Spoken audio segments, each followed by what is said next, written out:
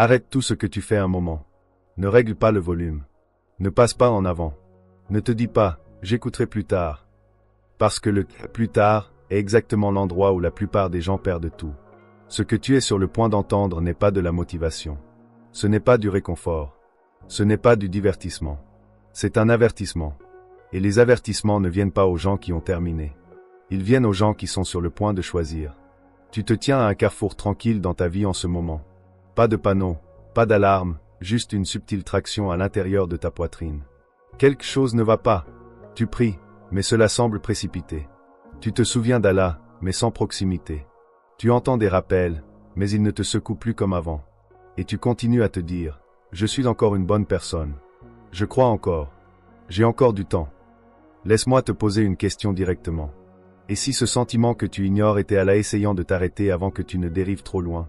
Parce que quand Allah décide vraiment de laisser quelqu'un seul, il arrête de l'avertir. Le fait que tu sois ici signifie une chose. Allah ne s'est pas encore détourné de toi. Mais ce message existe parce que le détournement a déjà commencé. Reste avec moi pour les 10 prochaines minutes. Pas pour la connaissance, pour la survie de ton cœur. La plupart des gens imaginent l'avertissement d'Allah comme une punition, quelque chose de soudain, quelque chose de dramatique, quelque chose de terrifiant de l'extérieur. Mais l'avertissement le plus dangereux d'Allah n'est pas ce qu'il fait à ta vie. C'est ce qu'il retire de ton cœur. Paix, sensibilité, urgence. Allah nous avertit que lorsque les gens se détournent à plusieurs reprises, il permet à leur cœur de devenir endurci. Pas immédiatement, pas tout à la fois, lentement, silencieusement. Tu ne le remarques pas au début. Tu pries encore mais sans présence. Tu entends encore le Coran mais sans larmes. Tu dis encore le nom d'Allah mais sans dépendance. Et voici la partie effrayante. Tu commences à te sentir à l'aise ainsi. Tu commences à confondre distance avec équilibre, sécheresse avec maturité, engourdissement avec force. Si tu allais vraiment bien, ce message t'ennuierait. Il semblerait ennuyeux, non pertinent, inutile. Mais à la place quelque chose à l'intérieur de toi fait attention. Ce n'est pas une coïncidence. Allah avertit avant que les conséquences arrivent et les avertissements viennent toujours plus tôt que le regret. Réfléchis à cela attentivement. Pourquoi Allah avertirait-il quelqu'un? Il a déjà abandonné. Il ne le ferait pas, ce qui signifie que la porte est encore ouverte. Mais les portes ne restent pas ouvertes éternellement. Personne ne prévoit de dériver d'Allah. Cela arrive par de petites permissions que tu te donnes. Je prierai plus tard. Je me repentirai quand les choses se calmeront. Je serai sérieux après cette phase. Et lentement Allah devient quelque chose dont tu te souviens au lieu de quelqu'un dont tu dépends. La salat devient une tâche. La doua devient un plan de secours. La religion devient identité, pas obéissance. Voici une question qui coupe profondément. Te souviens-tu d'Allah tout au long de ta journée ou seulement quand la vie te rappelle que tu es impuissant? Une autre encore plus inconfortable. Quand as-tu changé quelque chose dans ta vie pour la dernière fois? Purement parce qu'Allah te l'a demandé. Pas parce que c'était pratique, pas parce que les gens regardaient, pas parce que ça faisait du bien, mais parce qu'il est Allah.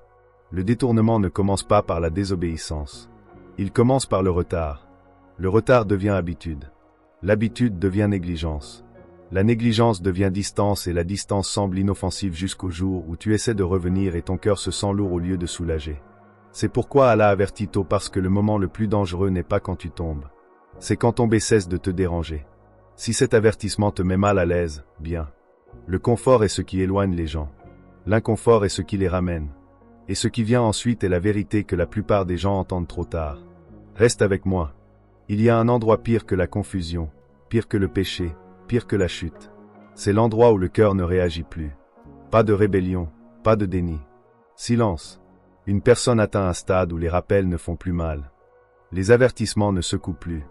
La pensée de la mort semble distante, théorique, presque irréelle. Ils disent encore, je crois. Ils savent encore qu'Allah est vrai. Mais la croyance ne les bouge plus. C'est de quoi Allah nous avertit. Un cœur qui entend mais ne répond pas. Une âme qui sait mais ne se tourne pas. Comprends cela très attentivement. Allah ne scelle pas d'un cœur soudainement. Il permet qu'il se scelle progressivement. D'abord la culpabilité devient plus légère. Puis le retard devient normal. Puis le repentir semble inutile. Puis les rappels semblent répétitifs. Puis l'évitement semble plus facile que le retour. Et un jour sans annonce, le cœur devient lourd. Tellement lourd que quand tu veux prier, tu te sens paresseux. Tellement lourd que quand tu entends la vérité, tu te sens irrité. Tellement lourd que quand tu pèches, tu récupères trop vite. Cette récupération rapide n'est pas de la force. C'est une perte. Si tu as déjà dit, je sais ce qui est juste. Je n'ai juste plus envie de le faire. Cet avertissement te concerne parce que le sentiment est un don et les dons peuvent être retirés. Voici la réalité terrifiante. Un temps peut venir où une personne veut revenir mais le désir lui-même est parti.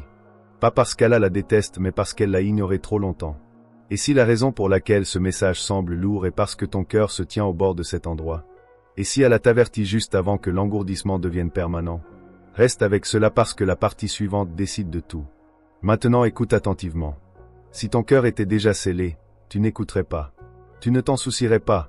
Tu ne te sentirais pas mal à l'aise. Tu ne resterais pas si longtemps. L'inconfort que tu ressens maintenant n'est pas une punition. C'est une miséricorde.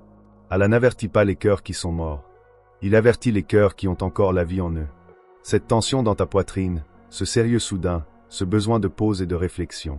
C'est Allah qui dit, reviens avant que ce soit plus difficile. Tu n'as pas besoin de gravir une montagne. Tu n'as pas besoin de réparer ton passé. Tu n'as pas besoin de devenir quelqu'un d'autre du jour au lendemain. Tu as besoin d'une seule chose, direction. Tourne ton visage en arrière. C'est tout. Allah ne dit pas deviens pur puis viens. Il dit, viens et je te purifierai. Le retard est le seul ennemi ici parce que le repentir n'est pas garanti demain. La douceur du cœur n'est pas garantie demain. La conscience n'est pas garantie demain. C'est pourquoi Allah avertit aujourd'hui. Si Allah voulait te détruire, il te distrairait, pas t'avertirait. Si Allah voulait t'abandonner, il te laisserait confortable, pas dérangé. Ce dérangement est une invitation. Mais les invitations expirent. Réponds maintenant.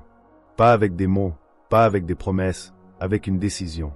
Parce que la plus grande tragédie n'est pas de se détourner d'Allah une fois. C'est d'être averti et de continuer à marcher dans la direction opposée. Reste avec ce rappel. Laisse-le se répéter. Laisse-le te ramollir. Parce que revenir aujourd'hui est plus facile que de supplier pour de la douceur demain. Ne fuis pas ce moment. Si Allah voulait t'ignorer, il t'aurait laissé continuer à faire défiler. Si Allah voulait te laisser, il aurait fait en sorte que ce rappel semble ennuyeux. Mais il ne l'a pas fait. Alors fais une pause, respire, et demande-toi tranquillement, honnêtement. De quoi je m'éloigne lentement que je ne récupérerai peut-être jamais. Cet avertissement n'est pas là pour te faire peur. Il est là pour te sauver. Parce que le regret le plus douloureux n'est pas les péchés que tu as commis. C'est le retour que tu as retardé jusqu'à ce que ton cœur ne se sente plus prêt. Reviens maintenant tant que revenir semble encore possible. Tant que ton cœur écoute encore. Tant qu'Allah appelle encore.